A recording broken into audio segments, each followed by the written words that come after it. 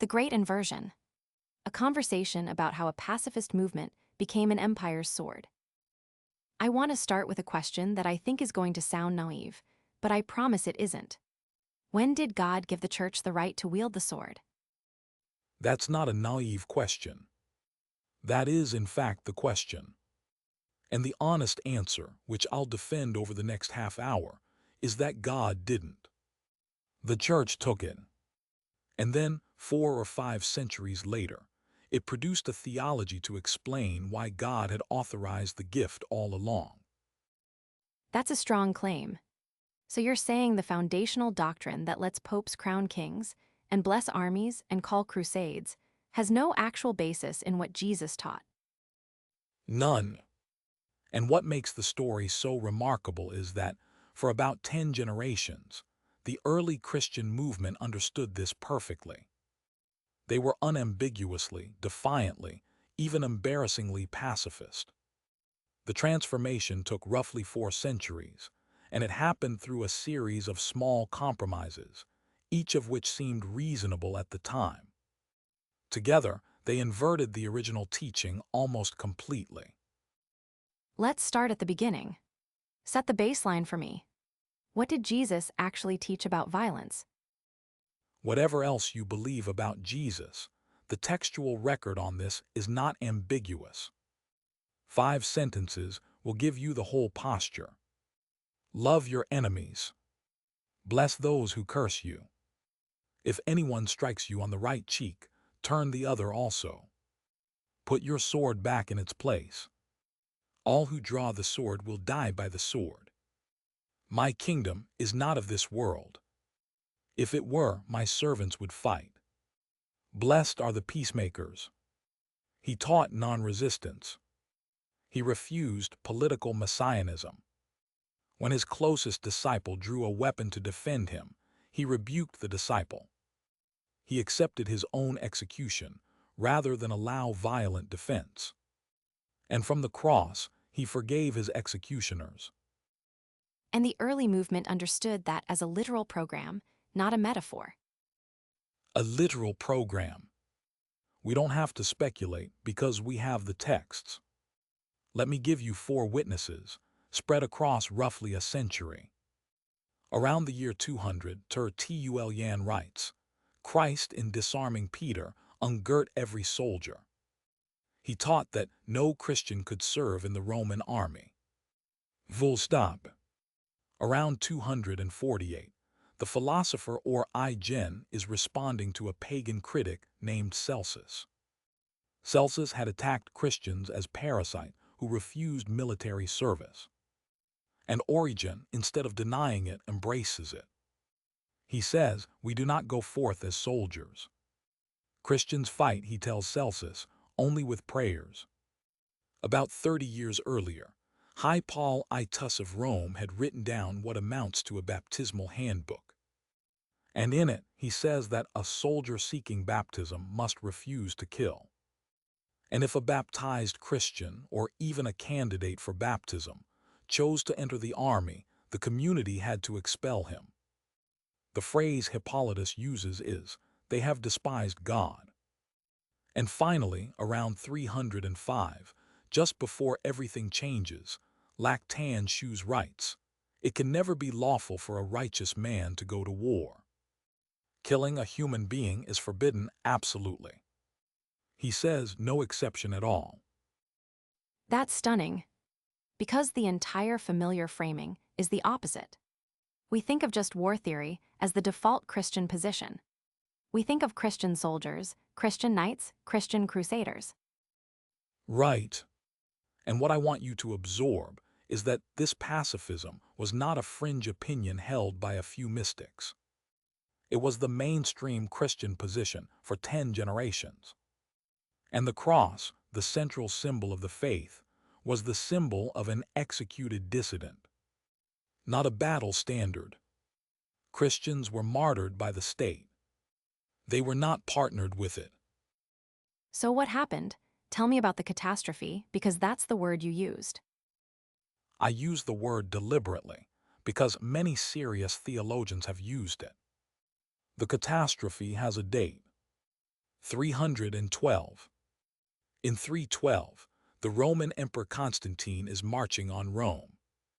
He's about to fight a battle at the Milvian Bridge that will decide the empire.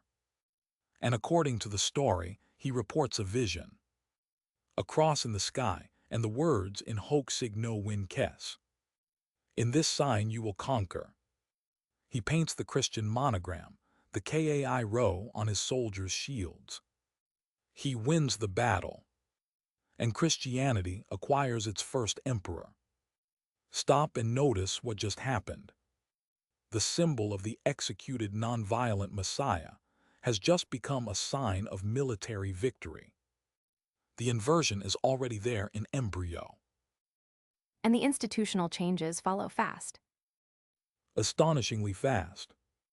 In 313, the Edict of Milan legalizes Christianity.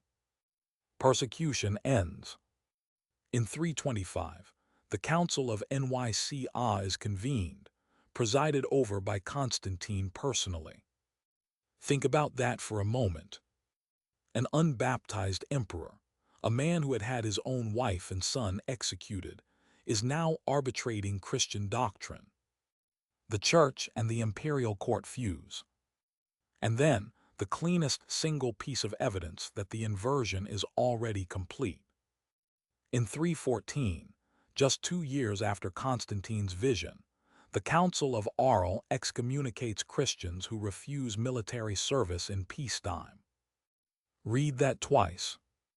Within 24 months, the Church is excommunicating Christians for the very pacifism that had defined the faith for 300 years. That's a hairpin turn. It's a hairpin turn that the official theology had not yet caught up with. By 380, the Edict of Thessalonica makes Nicene Christianity the official religion of the Roman Empire. Within 12 years, paganism is criminalized. The persecuted have become the persecutors. Less than 1 century from the last of the great persecutions to a church that is itself doing the persecuting. So the politics changed faster than the theology could justify. Exactly. And this is where Augustine of Hippo enters the picture. The big one. The architect. Augustine lives from 354 to 430. He provides the intellectual framework that makes the new arrangement morally respectable. And his move is philosophically brilliant and morally devastating. Tell me the move. Augustine distinguishes between the act of killing and the interior disposition of the killer. He argues that a Christian can kill if 4 conditions are met. 1, he is acting under legitimate authority, not from his own private will. 2, he is motivated by love, even for the enemy he kills. 3, he is pursuing a just cause, like defending the innocent or restoring order. And 4, he kills without personal hatred or vengeance. This is the famous love your enemy while killing him doctrine. And Augustine genuinely believed it. He thought a soldier could love the enemy he ran through with a sword. He thought a judge could love the criminal he sentenced to death. That sounds, to a modern ear, like an elaborate self-deception. You can argue that. But the more damaging thing Augustine does is subtler. In his great work, The City of God, he distinguishes between the heavenly city and the earthly city. The heavenly city, he says, operates by Christ's nonviolent ethics. But the earthly city, which is where Christians have to live, operates by different rules. Do you see what just happened? The Sermon on the Mount, which Tertullian and Origen and Lactantius had read as a political program, has now been relocated. It becomes an interior disposition. You turn the other cheek in your heart, while your hand wields a sword. That is the hinge. That is the hinge. After Augustine, Christian violence is no longer a contradiction of Christian love. It is, allegedly, an expression of it. Once that move is made, what unfolds? Once Augustine has provided the framework, the institutional logic takes over, and it builds for 600 years. In 476, Rome falls, and the Church is left as the only stable institution in Western Europe. Bishops become civic administrators. Popes negotiate with barbarian kings. The Church inherits not just spiritual authority, but practical governance. It becomes, by default, the literate bureaucracy of the early medieval world. In 494, Pope J. Lay Hsiu I writes a famous letter to the Emperor Anastasius. He distinguishes the autor etas of priests from the potestas of kings. Two powers both from God, ruling different domains. This is the seed of what will become the two swords doctrine. The spiritual sword and the temporal sword. Both legitimate. Both Christian. In 800, on Christmas Day, Pope Leo III crowns Char Le Main Emperor of the Romans. The fusion is now sacralized. The Pope crowns the Emperor. The Emperor protects the Pope. Christ's kingdom that was not of this world now has a throne and an army. And the logic doesn't stop there. It cannot stop there. In the 11th century, you get the Gregorian reform. Pope Gregory VII pushes the logic further. If the Pope can crown emperors, can he not also depose them? And in 1075 he issues a document called the Dictatus Papae, which claims papal authority to release subjects from their allegiance to wicked rulers. The spiritual sword now claims supremacy over the temporal one. And then we arrive at the moment that, to my mind, completes the inversion. The Crusades. The Crusades. In 1095, Pope Urban II stands at the Council of Clairmont and preaches a holy war. He tells his audience that killing Muslims is meritorious, that it is a form of penance, that it removes sin rather than incurring it. Hold that in your mind for a moment. The man who, on the cross, forgave his killers is now allegedly granting indulgences for killing his enemies. That is total inversion. That is total inversion. And the theology to defend it is provided, almost immediately, by Bernard of Clairvaux. Bernard is a brilliant man, a saint of the Church, the founder of the Cistercian order. And in the 12th century, he writes a treatise called In Praise of the New Knighthood, defending the Templars. The Knight of Christ, he says, may strike with confidence and die yet more confidently.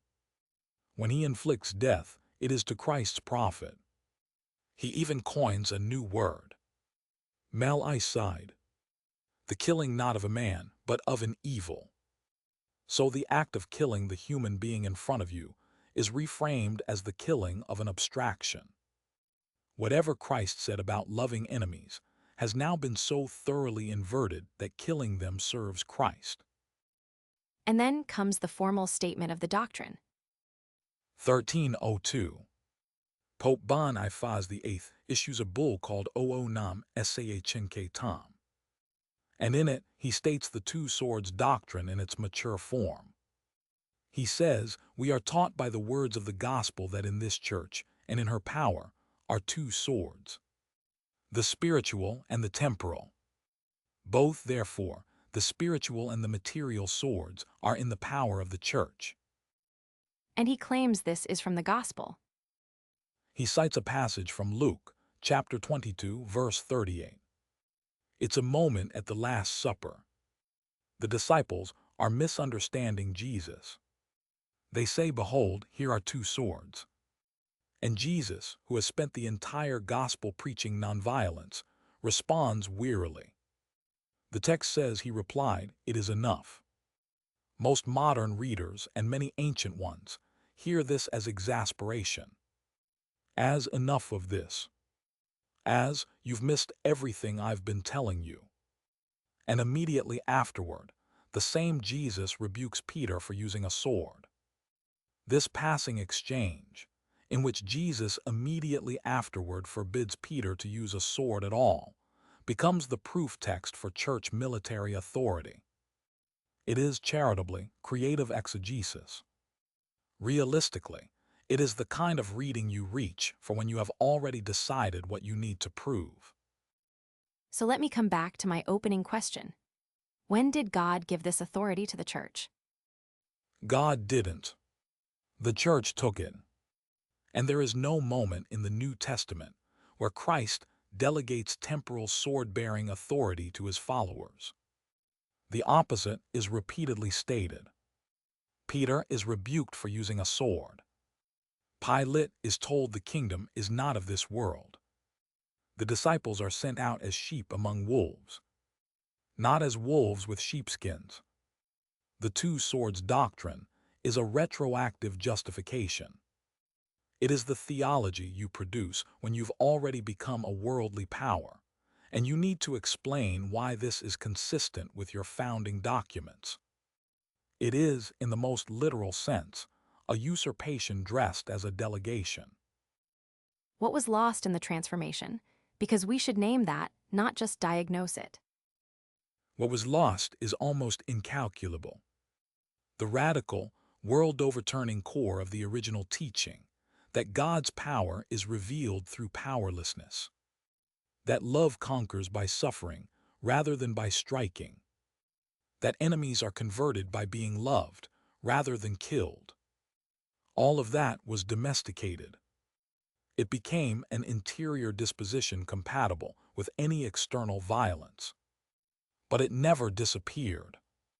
It was preserved in pockets, among the desert fathers in the Egyptian wilderness, in early monasticism, in figures like Francis of Assisi, who, when the Crusades were at their height, walked through the lines and went to talk with the Sultan, not to fight him, among the Quakers, among the Anabaptists, among the Mennonites and the Amish, in certain Orthodox traditions, and in scattered mystics throughout Christian history.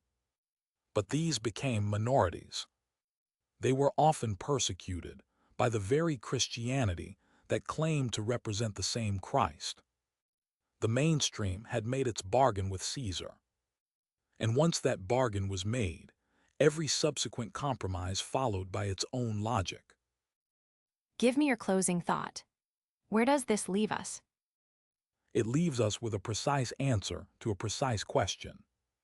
When did God give the temporal sword to the church? Never. The church gave it to itself, and then claimed God had authorized the gift. A few theologians, in the 20th century especially, have insisted on this honest reckoning. John Howard Yoder, Stanley Hauer was, the entire Anabaptist tradition. They argue, and I think correctly, that the Constantinian turn was not the triumph of Christianity. It was its first great defeat. The church gained an empire and lost its gospel. Or rather, kept the gospel as a private interior consolation, while operating publicly by exactly the logic that the gospel was meant to overturn. What you might call the original spirit of the teaching never actually disappeared.